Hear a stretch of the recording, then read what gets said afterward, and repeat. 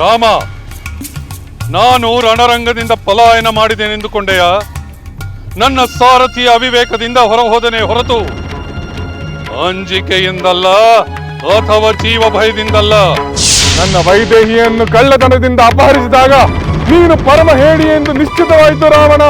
ನಾನು ಹೇಡಿಯೋ ವೀರನೋ ಎಂಬುದು ಸದ್ಯದಲ್ಲೇ ನಿರ್ಧಾರವಾಗುತ್ತದೆ.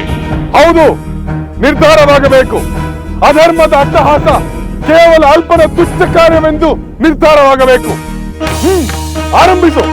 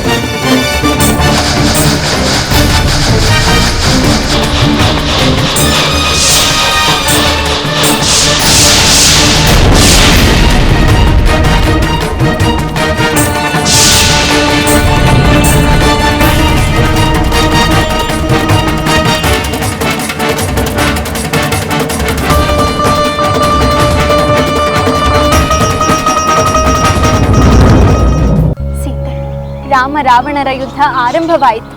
ಅಂದರೆ ರಣಭೂಮಿಯಿಂದ ಪಲಾಯನ ಮಾಡಿದ್ದ ಆ ರಾವಣ ಮರಳಿ ಬಂದಂತಾಯಿತು.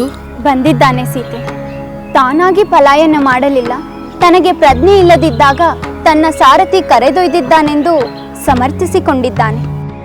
ಆ ಸಾರಥಿಯ ಕೃಪೆಯಿಂದ ಆ ರಾವಣನಿಗೆ ಸ್ವಲ್ಪ ಹೊತ್ತು ವಿಶ್ರಾಂತಿ ದೊರೆತಂತಾಯಿತು. ಅಷ್ಟು ಹೊತ್ತು ಅವನ ಮೃತ್ಯು ಮುಂದೆ ಹೋಗಿತ್ತು ಅಷ್ಟೇ. ಇಲ್ಲವಾದರೆ ಆಗಲೇ ಅವನು ರಾಮಬಾಣಕ್ಕೆ ಆಹುತಿಯಾಗುತ್ತಿದ್ದ. ಇಲ್ಲ ತ್ರಿಜಟೆ, ನನ್ನ ಸ್ವಾಮಿ ಅಂತ ಹೀನ ಕಾರ್ಯವನ್ನು ಮಾಡುತ್ತಿರಲಿಲ್ಲ. ಪ್ರಜ್ಞಾಹೀನ ಸ್ಥಿತಿಯಲ್ಲಿದ್ದ ಅವನನ್ನು ಖಂಡಿತ ಕೊಲ್ಲುತ್ತಿರಲಿಲ್ಲ. ನಿಜ ಸೀತೆ, ನಾನು ಅದನ್ನು ಮರೆತಿದ್ದೆ. ಶರಣಾಗತ ವತ್ಸಲನಾದ ರಾಮ ಧರ್ಮವನ್ನು ಮೀರಿ ನಡೆಯುತ್ತಿರಲಿಲ್ಲ. ಅದರಂತೆ ಅಧರ್ಮಕ್ಕೆ, ಅಧರ್ಮಿಗಳಿಗೆ ಉಳಿಗಾಲವೂ ಇಲ್ಲ. ಅಂಥವರಿಗೆ ಜಯ ದೊರೆಯುವುದು ಸಾಧ್ಯವೂ ಇಲ್ಲ. ಆದರೆ ರಾವಣ ಅಷ್ಟೆಲ್ಲ ಅಧರ್ಮಗಳನ್ನು ಮಾಡಿದ ಮೇಲೂ ಇಷ್ಟು ಕಾಲ ಜೀವಂತವಾಗಿ ಉಳಿದಿರುವನಲ್ಲ ಎಂಬುದೇ ಆಶ್ಚರ್ಯ. ಆಶ್ಚರ್ಯದ ಸಂಗತಿ. ಉದ್ದೇಶವಿಲ್ಲದ ಅಧರ್ಮ, ಉದ್ದೇಶಪೂರ್ವಕ ಅಧರ್ಮ ಎಂದು ಎರಡು ರೀತಿ ಇದೆ ತ್ರಿಜಟೆ. ಉದ್ದೇಶವಿಲ್ಲದ ಅಧರ್ಮ ಕ್ಷಮೆಗೆ ಅರ್ಹ. ಕೆಲವು ಸಲ ಉದ್ದೇಶಪೂರ್ವಕ ಅಧರ್ಮವೂ ಕೂಡ ಪಶ್ಚಾತ್ತಾಪದಿಂದ ತಿದ್ದಿಕೊಳ್ಳುವುದಾದರೆ ಕ್ಷಮೆಗೆ ಅರ್ಹವಾಗಬಹುದು. ಆದರೆ ಆ ಯಾವ ರೀತಿಯಲ್ಲೂ ಆ ರಾವಣ ಕ್ಷಮೆಗೆ ಅರ್ಹನಲ್ಲ. ನಿಜ ಸೀತೆ, ಕ್ಷಮಾರ್ಹನಲ್ಲದ ರಾವಣ ಈಗ ವದಾರ್ಹನಾಗಿದ್ದಾನೆ. ಅದು ನಡೆದು ಹೋಗುತ್ತದೆ.